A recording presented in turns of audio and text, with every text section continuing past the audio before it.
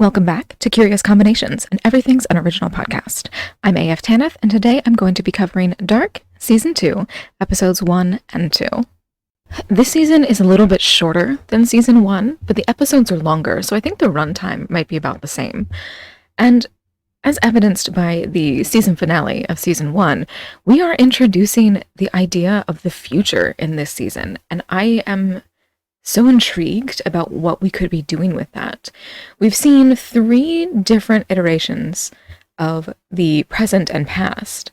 And so I assumed going into this that we were going to be doing another 33-year gap to the future, which we ended up doing.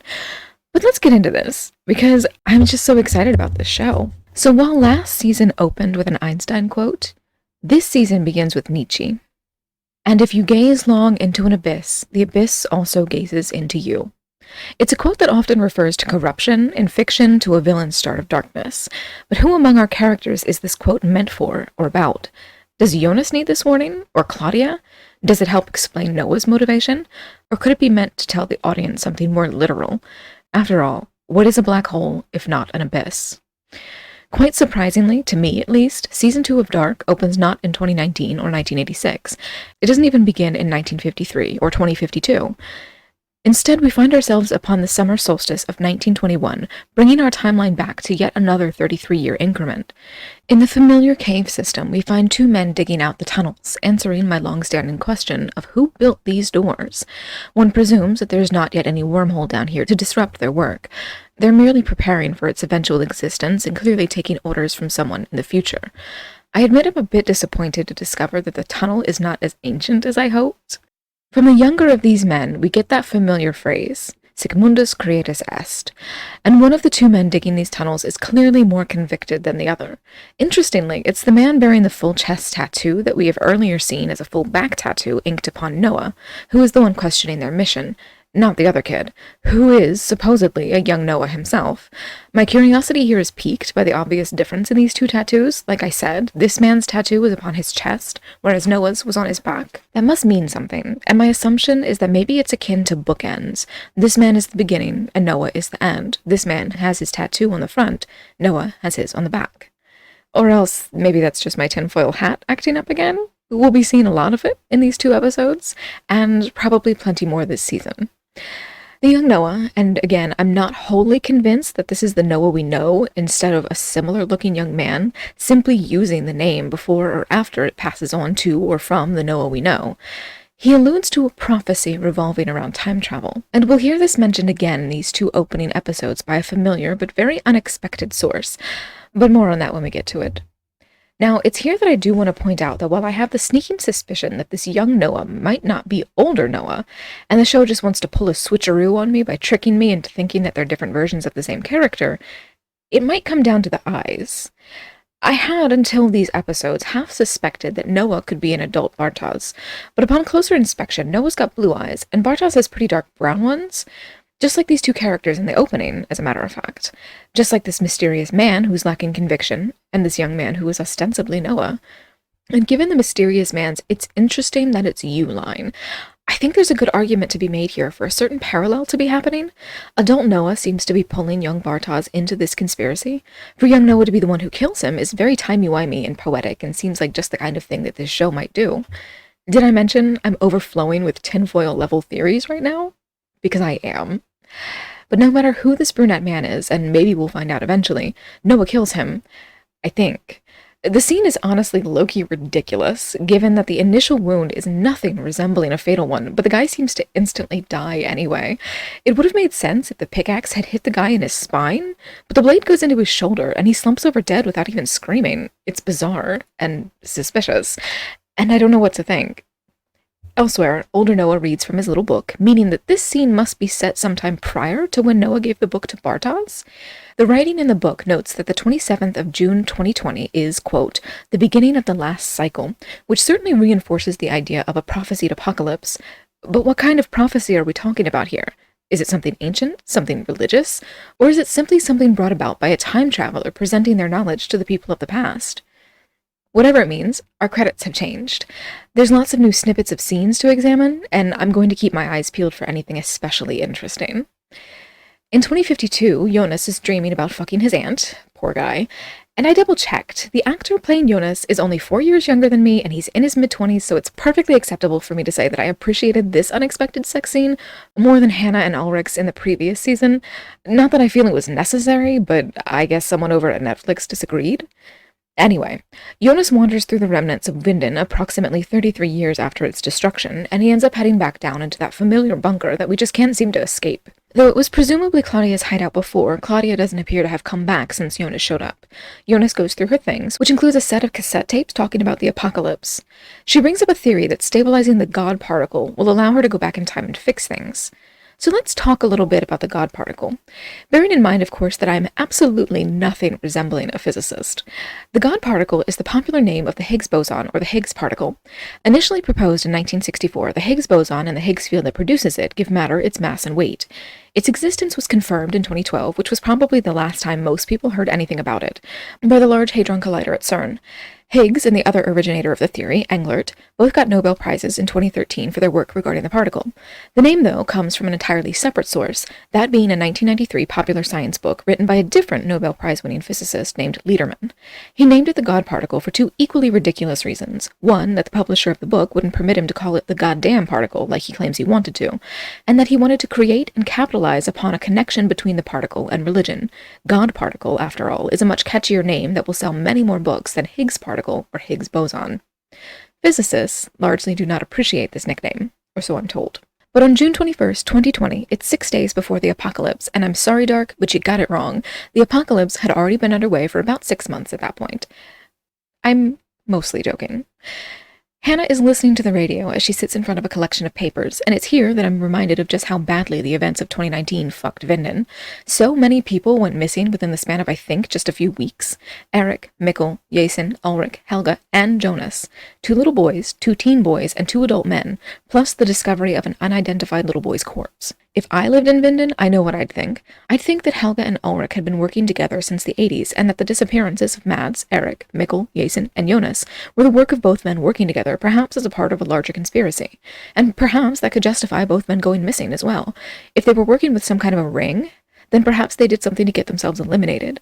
That Ulrich isn't being treated as a suspect until a new officer comes onto the case is just another instance of Vinden's police department being one of the most incompetent that I've ever seen. At Bartos's house, Bartos and Alexander look on sadly as Regina speaks to her doctor. Her hair has fallen out from the chemo, but treatment doesn't appear to be working for her. It's very sad. At the high school, a new officer named Clausen takes over the investigation into the missing people. Eric's dad isn't impressed, and he gets a good zinger in after Clausen starts babbling about the parable of the blind men and the elephant. But Clausen is deeply suspicious to me, and I'll get into my reasons why in a little bit, after another new character has been introduced. Elsewhere, Franziska is trying to comfort Magnus, who's grown his hair out over the past 6 months, and honestly it's a bit of an improvement, but he's just as shitty a boyfriend as ever. When Franziska leaves, and he doesn't feel like she's given him a good enough reason for going, he decides to follow her so that he can spy on what she's doing with her time. I haven't mentioned it yet this season because this season just began, so let me say it now. I don't like these two. At all. Hate them. Ugh. In the woods, Katerina marches down a familiar trail. She's packed and ready to head into the caves, presumably looking for her lost husband and son. I admit to being very shocked by this development. I continue to be surprised by who Katerina turns out to be as a person, from emotionally neglectful mom to teen bully to now, apparently, an obsessed cave explorer. But as last season assured us, she never succeeds in finding Mikkel, and as the next episode will tell us, she never finds her husband either, or at least she hasn't by 1987. In 2052, Jonas approaches an enormous wall built around the destroyed power plant. Then he goes to the graveyard and offers us a glimpse of who died in the apocalypse. Alexander's grave is first, then someone named Justina, then Voller. Further back in the graveyard, Jonas visits the grave of his father, and then, sadly, Marta. And in 2020, the young woman in question meets up with Bartos to break off their relationship. Rather inexplicably, he accuses her of breaking up with him over Jonas, which is truly absurd. She tells him that he's changed, and he tells her that he's dealing with a lot right now, as if it's her fault that he won't talk to her about his problems, and as if she's not dealing with the unexplained disappearances of both her brother and her father, not to mention her mother's obvious decline in mental health. After Marta leaves, Bartos gets a worrisome text. This evening, it says, and it's surely from Noah. At the power plant, we get confirmation that the apocalypse happens on the very day of the power plant's decommissioning, and we also get to hear the plan for all that contaminated waste from last season. The barrels are going to be buried beneath concrete, their radiation chalked up to other causes, and everyone's just going to walk away whistling and pretend that nothing happened here. At Hannah's house, Hannah pulls out Alexander's old gun and presses it to the underside of her jaw. I really think she's just being dramatic in this scene, as there's no chance that this gun, abandoned in the woods, left in a box for over 30 years, and never once cleaned as far as I know, could be relied on. But the gun aside, let me take a moment to remark on the other idiocy in this scene. Hannah apparently contemplates killing herself by shooting upward from beneath her jawline. Do not, under any circumstances, ever attempt suicide this way. If you attempt to kill yourself this way, it is very likely that you will not die. Quite the opposite, in fact. You are going to be in the hospital for a very long time, both because you were caught trying to kill yourself, and because you blew your goddamn face off with a gun. And if you wanted to end it all before, just imagine how rough your life's going to be now that you don't have your teeth, your tongue, your eyes, and/or your entire face. But back to Hannah. She's pulled from her ideation by a knock on the door, and in comes older Jonas. He didn't die down in the tunnels, apparently, and he convinces his mother that he's her missing son. She ends up believing him, but I'm not entirely pleased with this development. I've grown very fond of Jonas of late, and Hannah is the absolute worst. Just the absolute worst. I don't want her anywhere near Jonas, either as a teen or as a man, and I don't trust Hannah as far as I could throw her. I wouldn't put anything past this bitch. I need Jonas to stay away. Speaking of jackasses, though, in the woods, Magnus watches Franziska bury something in the familiar box from which he retrieved money last year, and in the caves, his mother is actively losing her mind. Way back when, in the beginnings of a fancy-ass church, we see young Noah talking to older Noah, and again, I'm not entirely convinced that these two are the same person at different points in time. But Noah's timeline, even if this young man isn't him, is already painfully complex. I can't be completely beyond a shadow of a doubt, sure, but I suspect that there's something extra going on with him. His scenes don't appear to be playing out chronologically the way everyone else's are, and it's making me wonder, does he have some access to another method of time travel? Is he somehow circumventing the 33-year rule? I feel I need to sit down and make a rough timeline of all of his scenes, trying to piece together what he's doing when and where it appears to fit in the chronological timeline of his life. The scene with Bartosz, after all, when he handed off the book, happened in the 33-year cycle involving 2019. But he's got the book back in this episode, in the 33-year cycle involving 2020. How is that possible? Am I misunderstanding something? Is this a clue of some sort? Or, God's forbid, did I spot a plot hole? I highly doubt that. Like I said, I feel like I would need to meticulously study all of Noah's scenes in order to figure this out. As if I have time for that. This is the kind of question that I'm just going to have to sit back and let the show answer for me, because I'm not going to study any show that closely. I have other things I need to do with my time. But another thing that I want to note in this scene, just a tiny little thing that's probably nothing, but I figure I should note it anyway, is that young Noah here bears a certain resemblance to Magnus. It's completely different noses, and even the shape of their face isn't really that close, but they have very similar eyes. I also think it's interesting that Noah talks about personal morality here, which I quite like, as it's something I find religious people really struggle with sometimes. The number of times I've heard that atheists are inherently amoral or immoral because they lack religion and therefore have no morals is truly shocking and sad and honestly really frightening. That so many people think morals come from old books and myths and organized religion rather than an internalized sense of right and wrong is infinitely terrifying to me. That so many people seem to think that the only thing that could make a person do the right thing is fear of brutal consequences and eternal hellfire is mind-blowingly petrifying. But while Noah seems to present the idea of listening to an internal moral compass, he immediately discounts it by telling young Noah that he, older Noah, is young Noah's moral compass. It's certainly something, and it makes me wonder, are older Noah's motives different than younger Noah's motives in such a way that he needs to manipulate younger Noah into doing what he wants? Or is this younger Noah not the same character as older Noah, and so of course they're not entirely of the same mind, so to speak? In the woods of 2052, Jonas walks through some very frightening scenery when he hears a commotion. A deaf woman, who is clearly Elizabeth all grown up and apocalypse-hardened, is hanging two men who entered the, quote, dead zone around the power plant. The men accuse her of hiding God from them, and the lynch mob repeats the Sic Mundus Creatus Est chant. I'd say it's obvious that either Elizabeth's meeting with Noah was more influential than we were led to believe, or else she's going to meet up with him and his cohorts again, and she's going to be an enforcer for the cult in the future. Because just like they were talking about a prophecy, so is she. The passage will open, she says, and they will be led into paradise.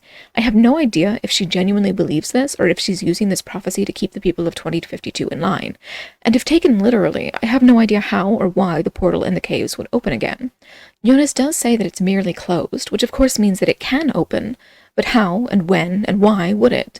Perhaps when the power plant is decommissioned, but that still leaves the why and the how. Cut to 2020's Elizabeth, making it quite clear that our two deaf girls are one and the same. Elizabeth and Peter are having a chat that clarifies, sort of, Charlotte's parents' identities. They died when she was little, and she never knew who they were, but her grandfather turns out to be Tannhaus. It's wholly unexpected, at least to me. At the police station, Clausen thinks Ulrich could be the abductor/killer, and he seems to suspect that Charlotte is covering for him. He philosophizes a bit on the power of pessimism, which, even though I very much do live my life this way, it's not a trait that I like to see in a man tasked with rescuing missing children, and I came away from this scene very much cemented in my opinion that I don't like Clausen, and that's an opinion that is only strengthened by the tinfoil theory of mine that I'm going to get to in just a second. At Marta's house, Marta goes into Mikkel's room looking for her mop. Katarina's not there, but Ulrich's documents are, and it's clear that Katarina has followed in Ulrich's investigative footsteps. And Katarina has just set her daughter down the same path of discovery, whether accidentally or not. In an undisclosed time that I suspect is 1921, Noah discusses Bartos with a mysterious man bearing considerable skin damage. It's hard to tell whether or not there's a familiar actor beneath the prosthetics, meaning that this character could be any man we already know or else someone entirely new. Which brings me to my tinfoil.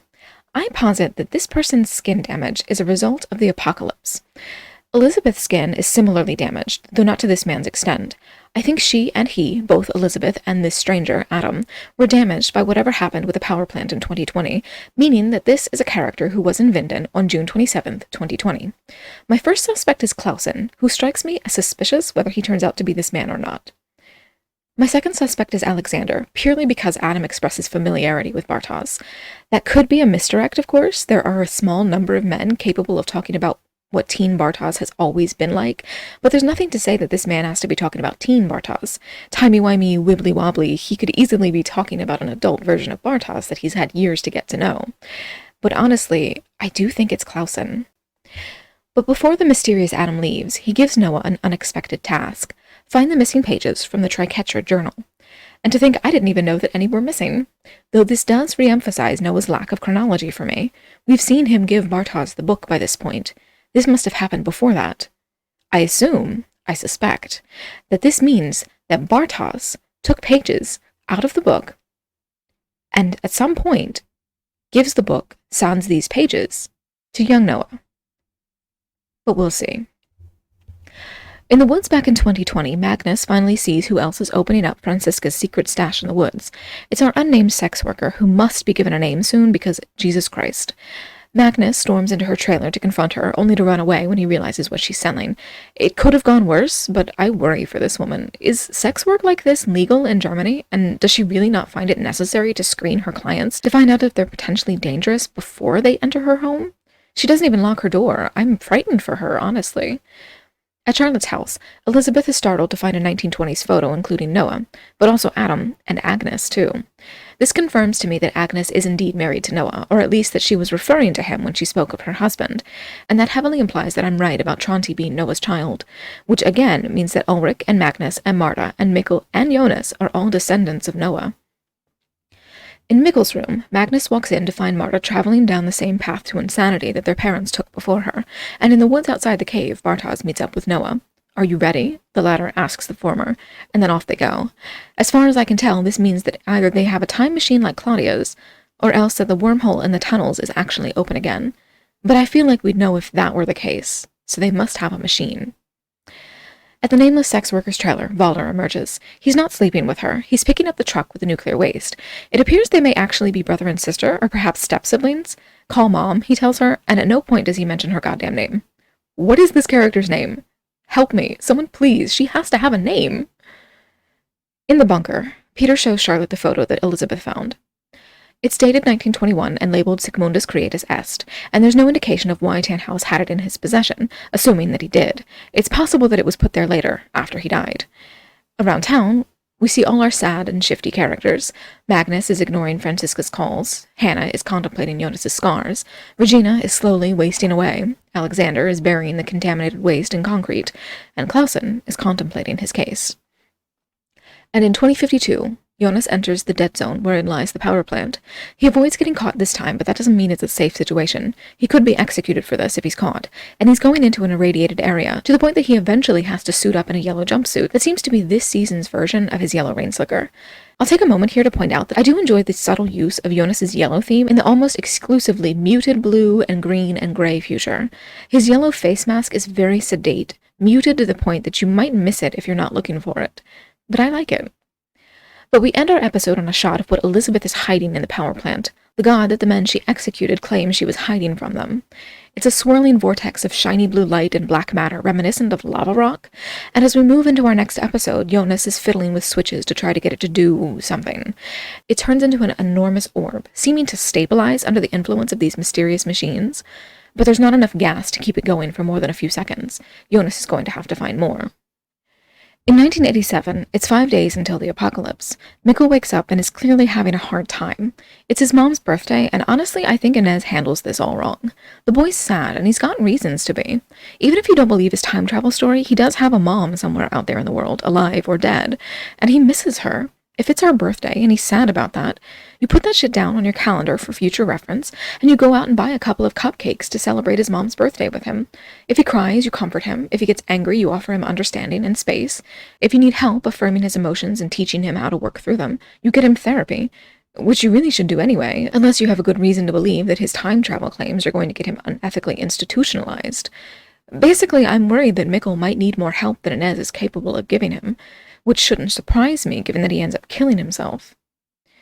But the way she tries to deal with him seems especially callous. The past is the past and now is now. It's a pretty shitty thing to say, especially considering that she thinks he's just an imaginative or confused normal boy. The past is the past, and from her mundane perspective, what she's asking him to do is essentially forget his family, which is an awful thing to ask of a child. But if you'll let me put back on my tinfoil hat for a moment here, there is room for this to be something different than what it seems. I'm not especially convinced of this theory that I'm about to offer you, but I'm just going to throw it out there on the off chance that it could be true or something close to true. What if the past is the past and now is now isn't just a bit of bad advice that she's offering? What if it's a mantra of sorts? What if it's her mantra? As far as I can recall, we don't know anything about her family or where she came from, and we've only seen her 80s in modern incarnations. Is there any chance that she too is displaced in time, and that the past is the past and now is now, is how she coped with being trapped in the 80s herself? I had a brief moment of insanity where I imagined that she might be the girl from 2052, the dark-haired young woman hanging out with Elizabeth, but I think it's safe to say that's impossible. They aren't any more physically dissimilar than some of the other younger, older actor pairings that we've seen in the show, but they have different markings, let's call them. Future Girl has a scar on her face that I doubt is going anywhere anytime soon, and Inez has a mole above her lip that the girl lacks. I don't think they're meant to be the same character, and I think that if we do see another version of Inez, she's going to be marked with the same mole. We're going to know her when we see her. At Claudia's house, Egon is visiting his daughter, and he's shocked to see Gretchen wandering around the house. More importantly, though, he wants to tell Claudia something, only to get cut off by the appearance of Regina, who has transformed from an adorable dork to a gussied-up girly girl. Honestly, I miss her previous look, but when attention returns to Egon, he's apparently lost his will to reveal whatever it was that he planned to reveal, and it's the Peter thing from last season all over again. Just spit it out, you guys. Even if you don't think your wives and daughters want to hear what you have to say, I certainly do. Granted, I think what he was going to say here isn't quite as important to the plot overall as what Peter didn't tell Charlotte. I think what Egon is trying not to say here is that he has cancer and he could be dying soon. At the police station back in 2020, Charlotte is trying in vain to research the mysterious Noah, and Clausen reveals that he thinks the disappearances have something to do with the power plant. He finds it very suspicious, apparently, that Alexander took his wife's last name, which is another little clue for me that he might be Adam. What is more patriarchal than taking on the name of the very first man created in Abrahamic mythology, while claiming to be the leader who's going to burn down the old growth of the world to facilitate new growth after the apocalypse? That he thinks it's weird for a man to take his wife's last name feels very fitting with that kind of thinking, and honestly, it's the thing that really made me start to suspect that Clausen could be Adam. They do have similar noses, I think. That could be Clausen's actor underneath the Adam prosthetics and makeup. At Franziska's house, Magnus storms in. Right in front of Elizabeth, he accuses Franziska of sex work and mentions a few items on the supposed menu, so to speak. Thank the gods he has his back turned toward Elizabeth, or else I would be very worried that she could read his lips. That he does this in front of her is incredibly shitty. Exactly the kind of behavior I expect from him. He shouldn't be doing this at all, honestly, and having this conversation in front of a 10-year-old girl is just vile, even if he doesn't think she can understand him. It's not like she can't see the look on her sister's face, after all. But Franziska insists that she's not doing sex work. According to her, she's not a sex worker. She's selling the sex worker hormone prescriptions, which is how her father used to pay the sex worker for her services. And please, I repeat, for the love of anything and anyone, would someone please mention this sex worker's name so I can stop calling her the sex worker. I am begging at this point. But Franziska does have an interesting line in there. The secrets aren't the problem, she says. It's the shit we all project onto others. And honestly, she's entirely right. We're all entitled to our secrets. Our business is our business, and it's up to each of us what we choose to share, and with whom. That Magnus doesn't trust Franziska's word or respect her privacy and feels entitled to spy on her makes him a really shitty boyfriend. I don't know why these two are together, honestly, and I really don't know why I've got to watch. Spare me from teenagers and their drama, truly. At Hannah's house, older Jonas breaks out the time machine. Again, I feel it's a misstep. If there's anyone in the universe who I don't want to have access to a time machine, that person is Hannah. I'd literally trust Noah before I trusted her. But Jonas says he's going to take her back in time, regardless of how bad I think the idea is. And back in 1986, Mikkel is reduced almost to tears by his mother's bullying. He decides to skip school, and who can blame him? At the power plant, Claudia discovers that the dog's owner is there to claim it, except the dog obviously doesn't just look like Gretchen, she is Gretchen, and the woman claiming her is Claudia. Crone Claudia. Post-apocalyptic Claudia. She convinces her younger self that they're the same person, and the younger Claudia doesn't want to believe it. I'm just happy to finally have an answer on how the hell Gretchen managed to travel through time. I knew that damn dog couldn't have opened up those two doors down in the tunnels. Crone Claudia took her with Tannhause's machine, seemingly for the sole purpose of proving her identity to her younger self. Egon, meanwhile, is having a phone conversation with someone who I must assume is his doctor. He mentions something having spread, which I suppose means he's got cancer and that he's going to be dying very soon. Ulrich, and spoiler alert, Ulrich's still alive, tells him that he doesn't have much time left, so I'd say my cancer theory is right on the money. Back in 2052, Jonas is going after that gasoline. He creates a clever distraction and siphons it from a tank belonging to Elizabeth's group of survivors, and his bright yellow gas can is a very nice touch. He narrowly avoids being caught, but he successfully gets his gas. In 1987, Regina and Alexander have a date in the woods. She's wearing yellow pumps, and there could be something to that, given the importance of yellow and its association with Jonas in the show, while Alexander wears white sneakers marred by a telling drop of blood, and that, of course, is very symbolic. They're talking about family and genetics and things handed down through the generations, and then they talk about love. Regina doesn't think Claudia loves her, she certainly never said so, and Alexander says he does. He loves her. In the future, Clausen interrogates Regina about Ulrich and about why Alexander took her last name. It's shitty, and Regina reflects by bringing up older Jonas and his room full of nonsense from the year before. He never did return to it, and so Regina kept all of his papers. Charlotte, upon rifling through them, is clearly losing her mind, and she abandons Clausen at Regina's house in her haste to get away. Back at the caves, Jonas leads Hannah to a spot where he says it's safer to travel. Safer than what other potential outcome I dread to speculate. I think it's interesting that they don't run into Katerina here. Where is she? Has she gone home, or is she elsewhere in the caves? Noah does say later that the caves are very labyrinthine, but are they really that complex? Can you really miss an entire person like that? But there's no time to think about that, because in 1987, Mikkel hears the telltale sounds of time travel emanating from the cave system that dumped him in the past. The noise stops before he manages to get inside, not that it would have helped much for him to run into older Jonas anyway, but Noah, wielding a knife, intimidates him into leaving the caves behind. It's like a maze in there, he says, which leaves me thinking about labyrinths, while Mikkel starts to speculate about God. Faced with the prospect of his imminent demise, Egon finally follows up with Helga. Helga's still in the hospital post-accident, and it's quite possible that he's never going to leave. He may stay hospitalized until he ends up in a nursing home, but before he clams up, he points Egon in the direction of, quote, the man with the rock, who's obviously Ulrich, and mentions a white devil, who is possibly also Ulrich, but possibly not. We still don't know what happened to Helga when he woke up in the wallpapered bunker, after all. If we're speculating on who the white devil might be, of course, then my money is on Claudia. Who now we cut to?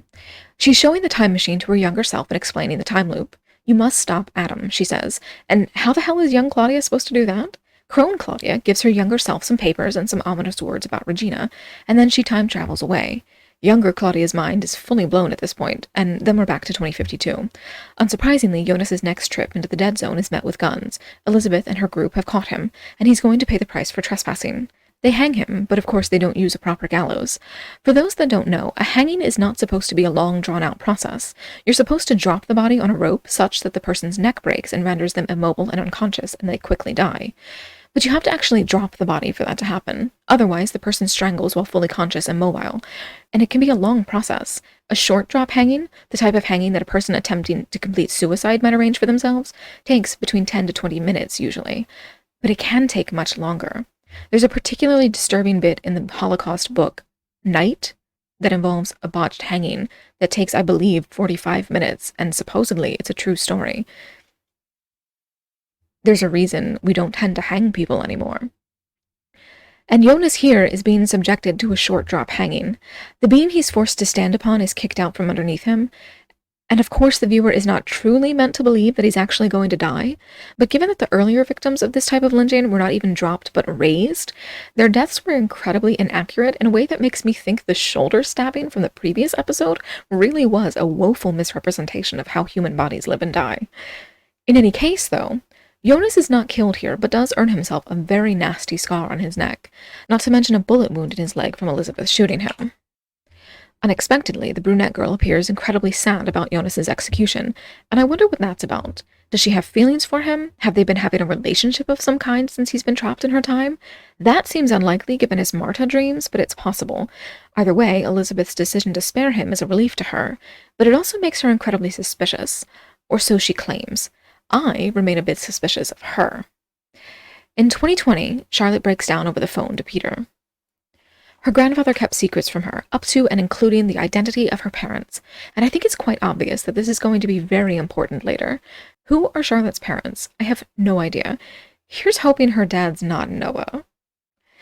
In 1987, Egon tries to track down the man who abducted Helga.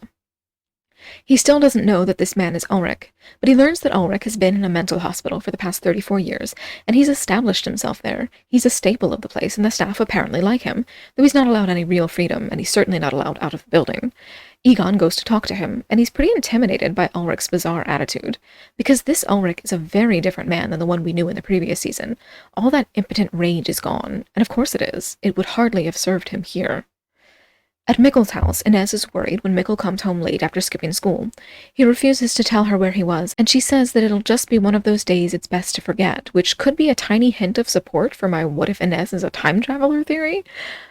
But Mikkel asks her about her religious views, and so she distracts him with a treat that she had when she was a child. And then we're back with Jonas, who's in a big cage for some reason. It's a weird choice.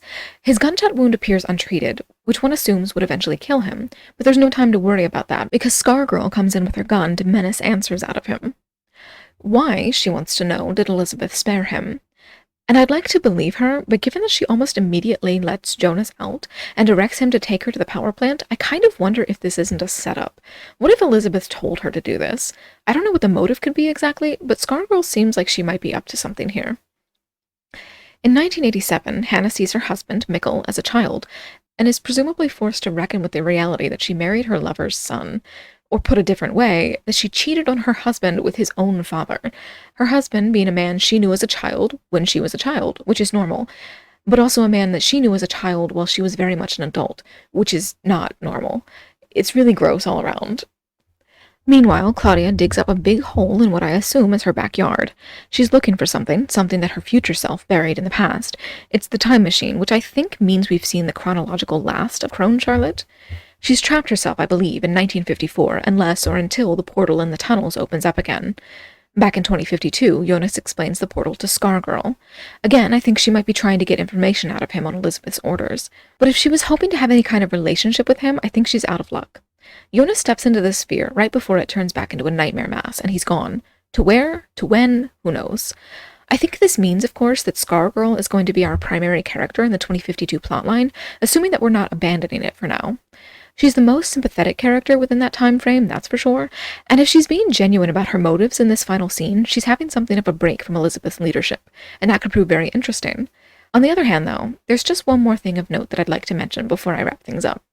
There was a shot in the season 1 finale of a large sphere, just like this one, starting to form, except it was far, far bigger. And it was being formed in the air above maybe the power plant, wherever Regina and Alexander were at the time.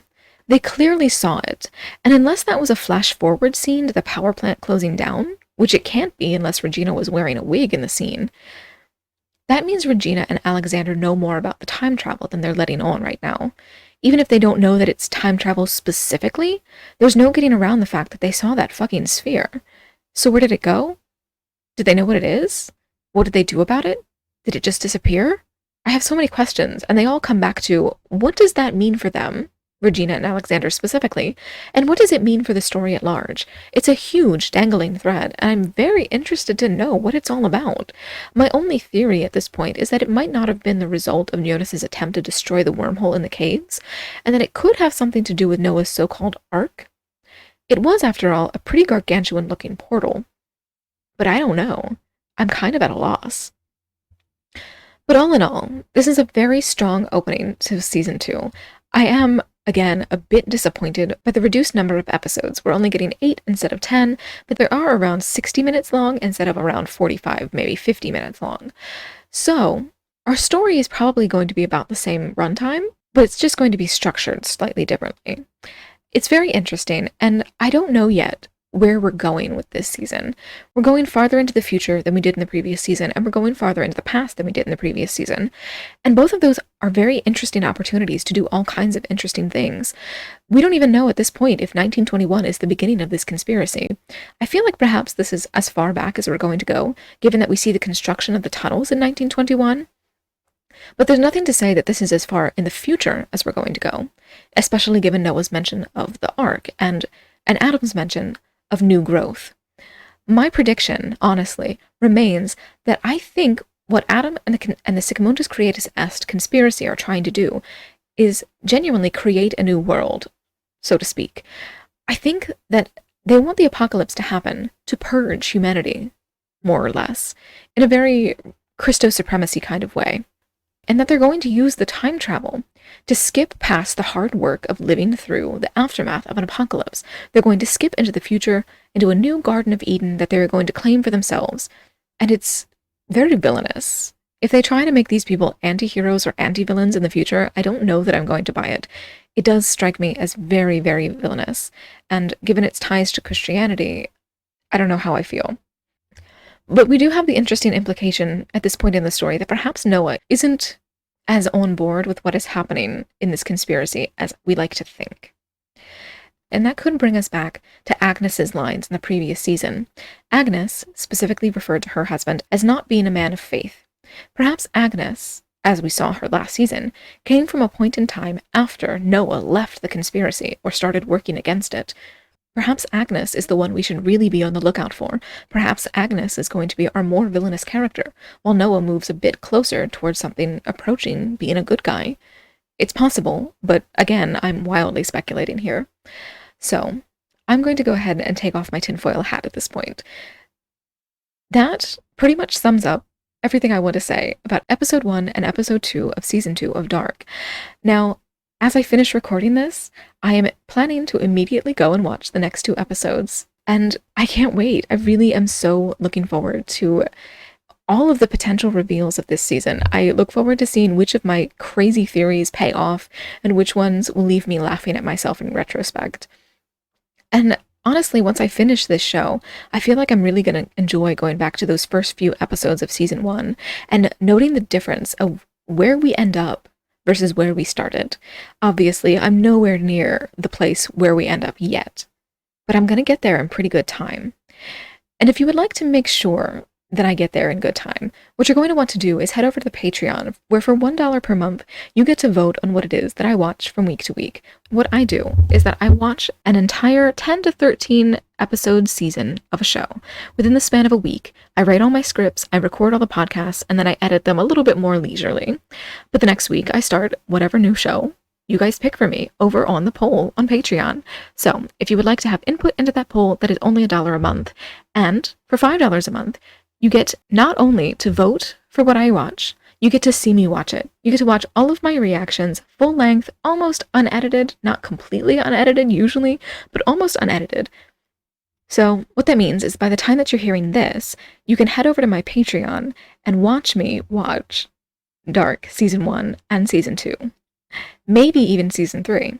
Plus a whole host of other shows that I've watched in the past, including Midnight Mass, Bly Manor, Squid Game, You Season 1, and just a long list of other things.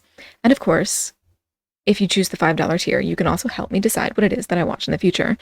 If you would like to hang out with me on a live stream while I watch the show, that is available as a perk to especially high tier patrons. But all in all, if you're enjoying this podcast, I would appreciate if you could go to your podcatcher of choice and leave a rating or a review. I don't care how many stars you leave. I don't care what you say in your review. Just go ahead. Let the world know about the podcast. Just leave your feedback and maybe tell a friend about the podcast if you're enjoying it. Every little bit helps. And I really appreciate you listening. Like I keep saying, I really enjoy writing these scripts and making the podcast. Even editing the audio was kind of fun. So I hope you're enjoying this as much as I am, and I hope you join me next time when I cover Dark, Season 2, Episodes 3 and 4.